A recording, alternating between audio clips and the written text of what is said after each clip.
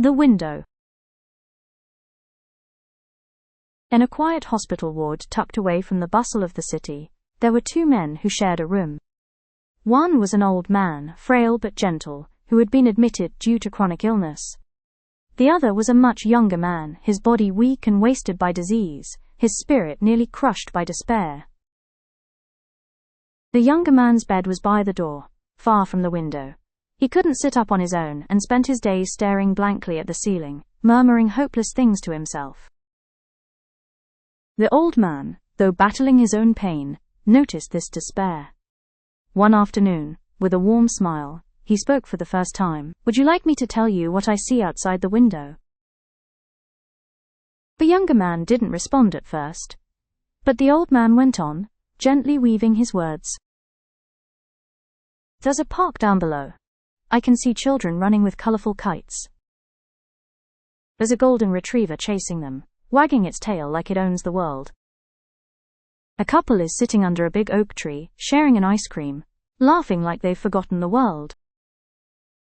The younger man turned his head slightly, listening. The images painted by the old man's voice were vivid, like sunlight pouring into his dull world. For the first time in weeks, a faint smile touched his lips. Each day, the old man would describe the outside world: vendors pushing carts, teenagers playing football, a man on a bicycle singing loudly, lovers holding hands under umbrellas when it rained. Bit by bit, the young man's heart began to heal. He started asking questions. What color was the dog today? Did the ice cream couple come again? He looked forward to each morning, not just for the stories, but for the hope they brought with them. Eventually, with care and a little effort, he regained some strength. One day he managed to sit up with the help of a nurse. Then he stood. Slowly, he was coming back to life. But along with hope, another feeling quietly crept in. Jealousy. Why is his bed next to the window?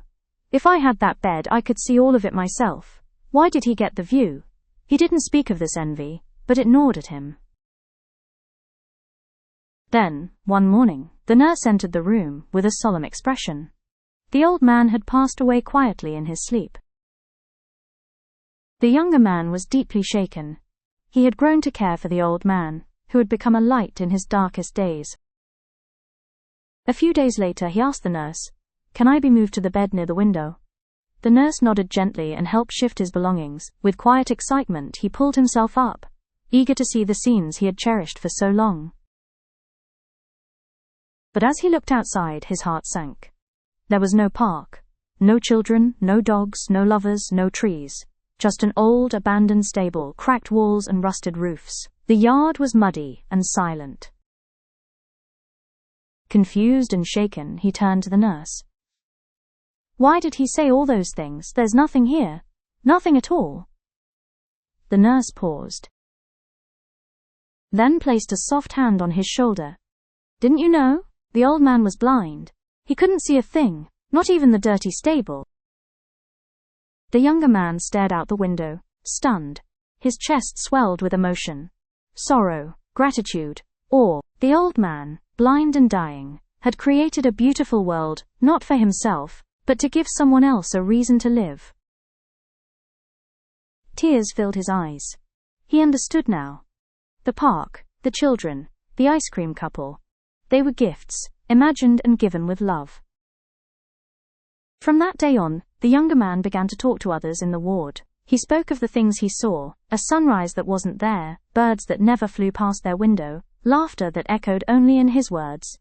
But his stories lifted spirits. Just like the old man, he painted hope into a grey world. Moral of the story: sometimes the greatest gift we can give is hope. Even in our darkest hours, we have the power to light someone else's way. Not with sight, but with love, imagination, and kindness. Real vision isn't in the eyes, but in the heart.